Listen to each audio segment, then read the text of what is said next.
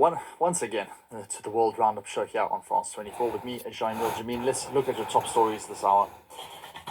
Syria's army reinforces the country's northwest. They've launched airstrikes to repel insurgents who have seized Aleppo in a blitz offensive. Russia has also pledged to help the Syrian government, which has created a defensive line in northern Hama. Another 25 people have been killed throughout northwestern Syria this Sunday. Then protests in Georgia erupt for the fourth night in a row over the government's suspension of EU talks, with opposition accusing the ruling party of pro-Russian policies. The European Union and Washington have also expressed concern over democratic backsliding. The country's Prime Minister, Irakli Kobakidze, has now blamed foreign instructors for inciting violence. And Senegal commemorates the 80th anniversary of the Thiaroye massacre, where French forces killed dozens of African soldiers in 1944. President Bassirou Diomaye Faye has called for a new relationship with France, praising Emmanuel Macron for acknowledging the killings as a massacre.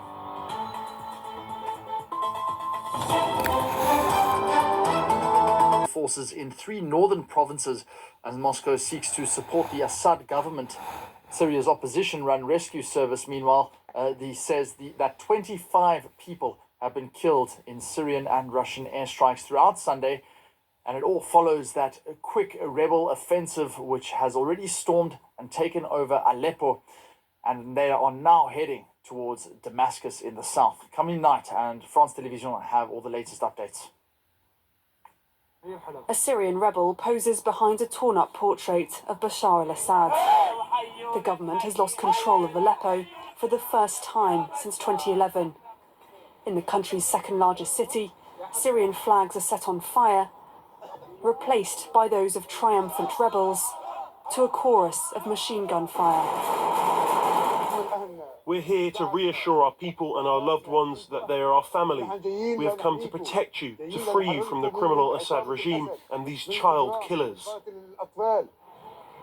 Another symbol of the opposition's attempt to overthrow the regime, these toppled statues of the Assad dynasty. In an attempt to restore their image, the rebels have been distributing free meals in the city, but some civilians are concerned about what could come next. If the Syrian army wants to remove them, it'll be a bloodbath. But the other scenario is that the Syrian army abandons Aleppo and we remain under the control of the Islamists. Syria's military has withdrawn from the city to prepare a counter-offensive, but the rebels aren't stopping at Aleppo. Their surprise offensive continues southward as they advance along this road towards the capital, Damascus. This footage, captured in the Hama province, shows Syrian regime tanks abandoned on the side of the road. With Hezbollah occupied in Lebanon, Assad's government now relies on its other main ally, Russia. From its base on the coast, Moscow has been sending planes to bombard Idlib, a stronghold of the opposition. Hundreds of people have been killed since the start of the offensive, many of them civilians.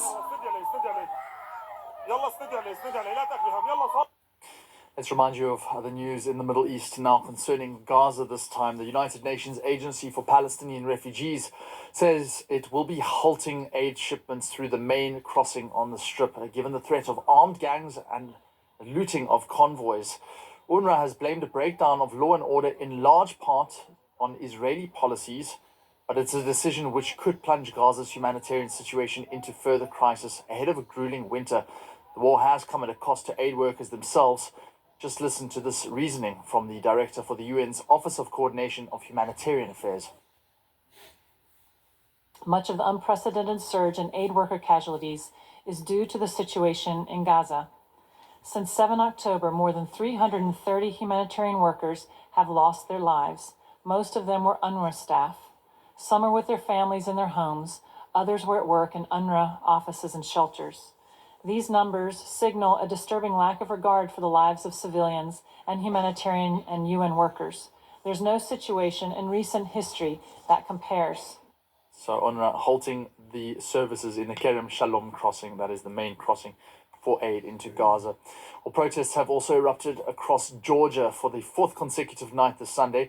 Demonstrators taking to the streets not only in the capital Tbilisi but also in cities and towns across the nation, and it's all been sparked by that Thursday announcement of the ruling Georgian Dream Party to freeze EU talks for 4 years. Earlier I spoke to France 24's Régis Janté with the latest directly from the streets of Tbilisi. we witnessed a demonstration which remains really important by the number, probably 50,000 or more people still in the street despite the cold. It's just plus 5 degrees. It's not that much for Georgians, especially. And so the crowd is there, very confident. They understand that now the dynamics is probably on their side, and this is why they can remain here for hours and hours. They came at 7 o'clock. It's 1 o'clock in the night, and everybody is still there. And today the police look like tired, so they just decided to take the first row just in front of the parliament, where the rally was yesterday. I mean, they were occupying this place, and the people are sending to them the fireworks, and it's really exhausting apparently for the policemen. They react with some lacrimal gas and some water. So the situation is quite tense, but nobody is afraid. The fear is not on the side of the people at the moment. Well, it sounds quite defiant there. I'm just glad that you're keeping tear gas out of your eyes at the moment. And MasterChef star Greg Wallace has responded to allegations of inappropriate behaviour against him in a post on social media. Now, I've been doing MasterChef for 20 years. Amateur, celebrity and professional MasterChef. And I think in that time, I have worked with over 4,000 contestants of all different ages, all different backgrounds, all walks of life. And apparently now, I'm reading in the paper, there's been 13 complaints in that time. Now, in the newspaper, I can see the complaints coming from a handful of middle-class women of a certain age, just from Celebrity MasterChef. This isn't right. In 20 years, over 20 years of television, can you imagine how many women, female contestants on MasterChef, have made sexual remarks or sexual innuendo? Can you imagine? Well, Rachel Venables is here, and Greg Wallace has posted this just in the last few minutes, really, hasn't he? Yeah, certainly within the last hour. I think about 45 minutes or so ago, he posted that on his Instagram page, as well as on his stories, a number of screenshots of people who tweeted him in support of their experience on one of the many MasterChef shows that he presents. He has been pretty active, actually, on Instagram over the past few days, ever since those allegations first came out on Thursday, when it was announced that Wallace would step away from the BBC cooking show while these historical misconduct complaints would be externally reviewed. We now know that a law firm has been drafted in. At first, the claims were that he faced allegations, really, of inappropriate sexual comments from 13 people across a range of shows over this 17-year period. And his lawyers, really, from the start, have said it was entirely false that he engaged in a behaviour of a sexually harassing nature. But that video, I think, really quite a pointed rebuke of these claims. I think it's quite telling the way he started by talking about how long he'd been doing the job, 20 years, the thousands of people that he'd worked for. But that line, the idea that the claims had come from only a handful of middle-class women of a certain age, and talking about sexual innuendos that had been made by other women on the programme, indicates, of course, that he's continuing to push back against these allegations as more people have been coming forward to accuse him of inappropriate behaviour, of things like jokes and comments. And also this morning we were, of course, reporting a letter that had been posted on Instagram claiming that the MasterChef host had made lewd comments and asked for the personal phone numbers of female production staff at work. This is a story that was reported overnight, claiming that the BBC knew of those allegations back in 2022. And actually, we've seen this letter, which was sent to the BBC 2 years ago by producer and director Dawn Elric. And it says from her, "I've noticed a pattern of behaviour from one person whose name has been mentioned half a dozen times in connection with lewd comments being made to female production members, female production being made to feel uncomfortable about being asked for their personal numbers, being made to talk to the talent whilst the talent is topless, and general unease in his company." And it went on to say Greg Wallace is the name attached to these experiences. Again, remember, his lawyers have said it's entirely false that he engages in behaviour of a sexually harassing nature. And a BBC spokesperson has said If issues are raised with them, they say we have robust processes in place to deal with them swiftly and appropriately. We will always listen if people want to make us aware of something directly, while the production company behind MasterChef, Manager UK, has said whilst these are historical allegations, incidences brought to our attention where these expectations are not met are thoroughly investigated and addressed appropriately. But very telling that Greg Wallace has chosen to post that video on his Instagram stories this morning.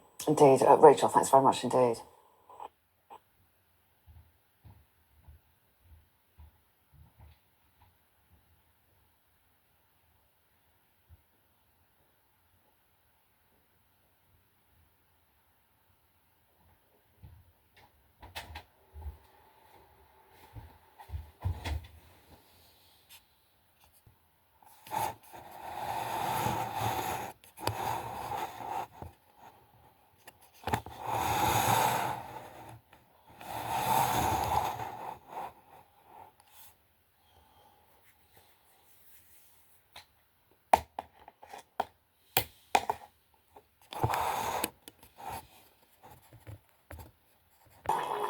Even a VIP needs to VIP. My God. I don't know what to say. I like the sound effects, don't you? No. No, I don't like that. No, well, I don't actually. I was being ironic. It would have been nice if, as she walked out, she turned to him and go, "I'd give it a minute if I were you." Steven Spielberg going, give it 20 minutes if I were you. We better go to a real break.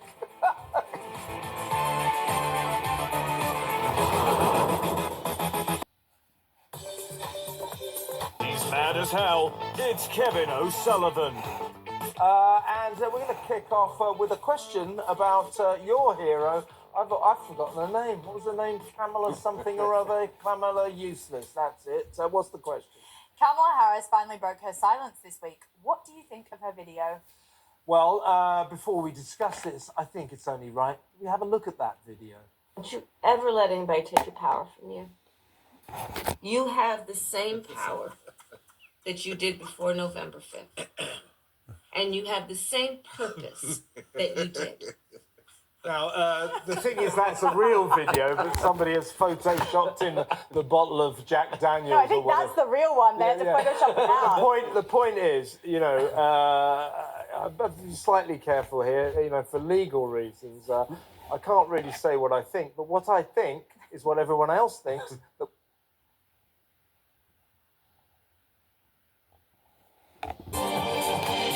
A little bit too coherent for Kamala herself. But, I mean, jokes aside, there's a lot of things to discuss about this video. And the first up is she's clearly had a few glasses of wine. She's known to like a glass of wine. Secondly, it looked very amateurish. And it's quite well known that her staff don't like her very much. She's not popular in the office. So anybody who liked her would have said, Kamala, maybe, you know, let's not put this video out. Let's wait till you're sober, and then we'll put a video out then. But they've let it out because they know it makes her look bad. But also, she's doing a Trump. She's in denial. She's saying they haven't taken our power away from us. She's trying to say that the thrashing that she got in the election hasn't changed the dial at all. But that is important. That is important. If you have a different political standpoint from somebody else and you don't win through the ballot box, you don't suddenly give up everything you've believed in and gone, you know... What does she believe in? No, but you don't do Paying that. for trans soldiers? I think that these are... Paying for trans prisoners? I think these videos are funny, and I think you've got to see the sense of humour. And obviously, she was known to be a bit of a word salad person, so they've got her perfectly. Sarah Cooper does a brilliant one on Trump, for instance, which is also really, really funny. I think, though, that they've got to regroup. They've got to come back. They've got to come back with proper policies, as you said, and they've kind of, in the meantime, in this kind of this weird hinterland between Biden going and Trump coming in. Let's have all the jokes. Let's have all the soul searching because they've got to regroup and come back. Yeah, and but she is consulting her colleagues about running for the presidency again, or maybe going for the governorship of California. It's like, Kamala, give it up. Go to Hawaii. 4 years. A lot can happen. Sunbathing. Do a lot more drinking. You obviously like drinking. Just get drunk for the rest of your life. A lot can happen in 4 years. Just don't bother us with your psycho-babble West Coast claptrap, the exact claptrap that lost you the election. You got some more questions, I think. Yes. I think called you Megan. Oh, Megan, God. You know, I will disown you if that happens. Not that you're obsessed with Sorry, the Duchess, if I make it. Yes, you don't have to be one apparently, so you know. Over 2 million people have signed a petition asking for a general election. Should Keir Starmer agree? Well, you know, I mean, that really is a very hypothetical question, just for our American and Australian viewers, and Canadian, Latvian, everybody around the world. The big, you know, we've got this new terrible socialist government run by this idiot Keir Starmer. They came into power on July the 4th, and everyone is so dismayed in this country, or people are so dismayed, that this huge petition was got up this week, was raised 2.7 million signatures. Please, can we have another election? That's buyer's remorse. You're not getting another election. So should we have another election? No, yes, we should. Yes, we should. But of course, we're not going to have one. It's ridiculous. 6 million people signed for the Brexit vote to be retaken, and we didn't do that. We believe in democracy. You lost. Get over it. No, of course, I totally agree with that. I agree. Should we have another election? No. Yeah, yes, we should. No, we shouldn't. Well, he's not going to call one. Yeah, we should, because we've got the worst government. Because we didn't like the result, and so we want a different result. It's not the result. Yeah. It's what they're doing. I don't know. They're the worst government. They're a bunch of morons. Keir Starmer is just a blank canvas of And that's what we voted for. That's what we voted for. So get on with it. We didn't realise he was that bad. Yes, we did, because he's in power. Lied a lot. Change. And the people have spoken. Yeah, we didn't realise there'd be change for the much worse. Listen, if I can accept Trump, you can accept Starmer. Next question. I'm having to accept Starmer. I accept that. So the answer to that question is yes, we should, but we're not going to get it. No, the answer is no. No, shut up. Next question. Still super embarrassing for him. And for you. Well, I didn't vote for Labour. Greg Wallace has been removed from MasterChef after allegations of misconduct. Why does the BBC have such a problem with sleaze? A lot of complaints, serious complaints about his behaviour have come in, and he's had to step down while he's investigated. Now, I would imagine Greg would deny this, and he's certainly saying he's cooperating with the investigation. So we've got to be a bit careful about Greg's position here. Yeah. But on the face of it, it is just yet another powerful on-screen star that the BBC allegedly has protected. Jimmy Savile, Hugh Edwards, their main newsreader, Rolf Harris, and the list goes on. So, the BBC's got such a problem. And also, don't forget, with Strictly Come Dancing, and that is beset by allegations of bullying and misbehaviour towards women as well. So it is a bit odd that our state broadcaster, does seem to be a haven for disreputable characters, particularly, and I'm not including Greg Wallace in this because we don't know the details, but it seems to be a refuge in terms of Jimmy Savile, Rolf Harris and Hugh Edwards for disgusting sex perverts. Well, I think that you can look at institutions that are generally male and run by middle-aged white men, whether they be the church, whether it be the Tory party. I mean, the amount of sleaze in the Tory, and the amount of MPs in the last government who were being investigated for sex claims and everything else. But and also the BBC. I mean, I worked for the BBC. Labour MPs, by the way, that they're never. No. But it was more. There was some there as well. But mainly the Labour Tory politicians, it's always money. Mainly Tory politicians, it's always sex. I mean, I worked for the BBC. I worked for the BBC twice, and what happens is that people with a lot of influence. I heard you that you're still still regarded as one of the best receptionists the BBC ever had. I'd rather that than what I thought you were going to say, which I deny implicitly. But when I was at the BBC, I mean, a lot of people. You worked on Jim Will Fix It. A lot of people at the BBC were in a lot of trouble, and a lot of people, when I was at the BBC, just moved into different. It was kind of like the Catholic Church, like being moved into a different diocese. They just moved people at the BBC into different offices. Literally, there was somebody on my floor who was accused of something terrible, and there was a lot of evidence to support that. just move the floor Yeah, and upstairs. if they're famous presenters, they got protected. So for our viewers around the world who are not necessarily aware of the British Broadcasting Corporation's problems, it's a very respected organisation around the world. It's getting less and less respected here in Britain because it's a haven for perverts and paedophiles. It really is. And here is a question. And they Sorry, and if they're famous and they're presenters, they get a sort of a shield around them. And the BBC is in big trouble because of it. You got some more questions, I think? Yes. Sadiq Khan has invited Donald Trump to attend Gay Pride in London and pray at a mosque. Should he go? Kevin? Oh, yeah. Would you go? He should definitely do it. I mean, Donald's the kind of guy who probably would think about that. But, what is he saying? What is he saying? Is he trying to suggest somehow that Donald Trump is homophobic and or Islamophobic? I don't see any evidence of that. Okay, so this is a really interesting... I love this question. I really love this question. For the first time, remember... Got to move on now. Remember, Donald Trump is the man... Donald Trump should never have come over and had a state visit with the Queen 4 years ago when he was president. He was the president. Why not? He shouldn't have had a state... Why not? Why not? Because before... He's the president of our oldest ally. I'll answer.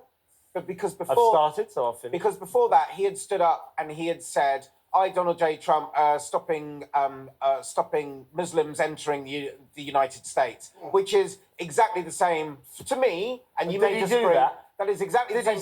He tried to, and he wasn't able to do it. It went to court. I hope you're aware that he tried to. You've always let me just finish this, and then you can attack me. He didn't, though. He didn't stop. He tried to. He stood up and said that. That in itself is really bad. The second thing is, what are the optics of a man who has been found guilty in a civil court trial? When he came on a civil court trial now of rape, shaking the hand of our king or shaking the hand of our mayor. I think the optics on that are awful, and I think Donald Trump... He wasn't found guilty. You don't get found guilty. He was... You don't get found guilty. If you don't know the law, don't make these points. He lost you the don't case. get found guilty in civil court.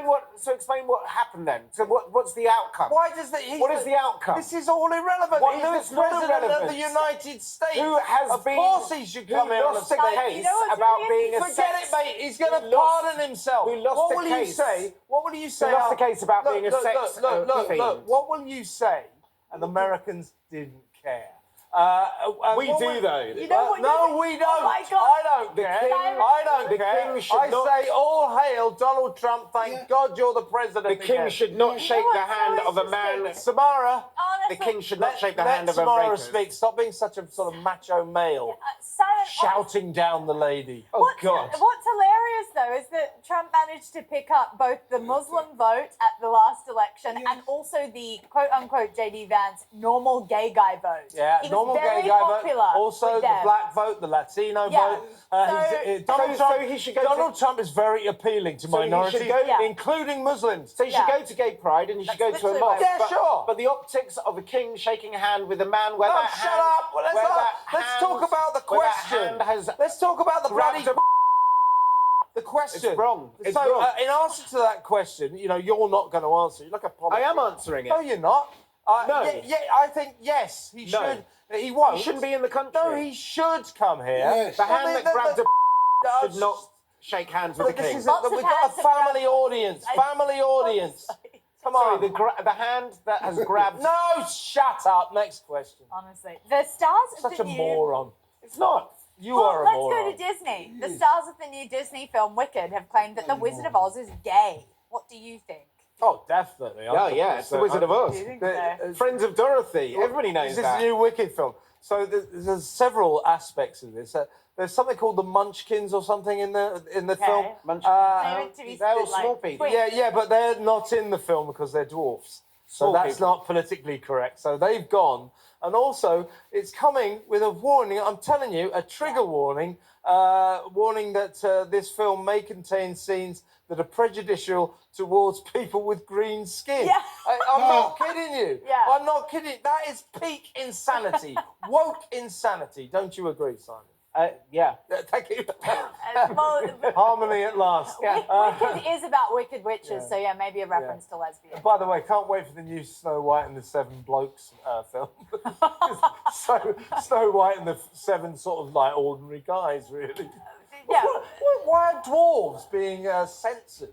Nothing wrong with dwarves. They're munchkins. Yeah? Well, the munchkins are in Wicked or something. By the way, I went to, when I was a theatre critic, I had to go to Wicked. It's one of the very few productions I've ever walked out of. I got to the interval, I couldn't take a Yeah, I'm moment not a along. fan. I've seen Absolute. it. I didn't enjoy it. Absolute. Oh, God, I agree with Kevin again. We're going to go to a bad ad. Feel like your life is spinning out of control? You can learn how to take control of your future. Just call the live psychic line now. Psychic advisors are waiting to speak with you live and help you find the answers to a better life. Is there romance in your future? Success? Or money? Call anytime, 24 hours a day. Call now. Call toll-free 1-800-526-2323. Must be over 18. Well, that's good. I never saw that coming, did you?